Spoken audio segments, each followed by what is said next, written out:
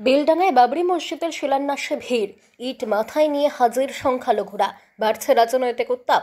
ভোরের প্রথম আলো ফুটতেই বেলডাঙার রাস্তায় দেখা গেল ভিন্ন দৃশ্য। রাজ্যের বিভিন্ন প্রান্ত থেকে সংখ্যালঘু মানুষ একে একে পৌঁছে যাচ্ছেন বাবরি মসজিদের শিলান্যাস অনুষ্ঠানে। তাদের কারো হাতে দোয়ার চাদর, কারো মাথায় ইট। অনেকেই বলছেন, আমাদের দেওয়া ইটের গাঁথা হোক এই মসজিদ, এটাই আমাদের আশীর্বাদ। এই দৃশ্য চোখে পড়তেই বোঝা গেল ধর্মীয় আবেগ আজ যেন রাজনীতিকে ছাপিয়ে গিয়েছে। কোনো রাজনৈতিক পরিচয় ছাড়াই মানুষ হাজির হচ্ছেন এই অনুষ্ঠানে। কেউ এসেছেন ট্রেনে, কেউ বাসে, কেউ আবার পায়ে হেঁটে দূর গ্রাম থেকে। পরিবেশে যেন এক ধরনের তীর্থযাত্রার আবহ, কিন্তু এরই মধ্যে রাজনৈতিক উত্তেজনা।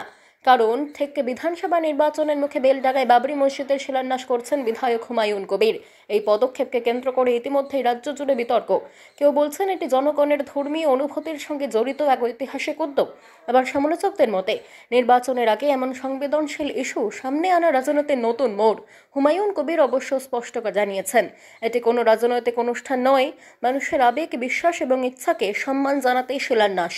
উত্তেজনা, আবেগ, সমর্থন এবং সমালোচনা সব মিলিয়ে বেলডাঙার পরিবেশ আজ এক অন্য রঙে রাঙা। সংবাদ মাধ্যম, রাজনৈতিক পর্যবেক্ষক থেকে সাধারণ মানুষ, সকলেরই চোখ এখন বেলডাঙার দিকে। কোথা থেকে আসছেন? কোথা থেকে আসছেন?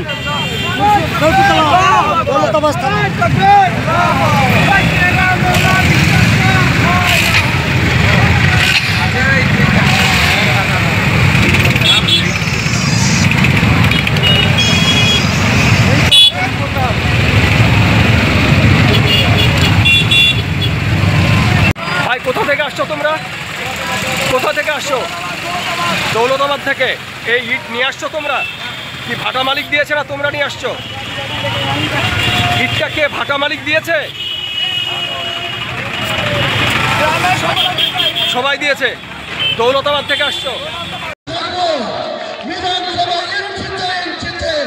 অধিকার বুঝে নেব, উন্নয়ন বুঝে নেব, এটাই আমার কর্ম, এটাই আমার লক্ষ্য, এটাই আমার ইরাদা।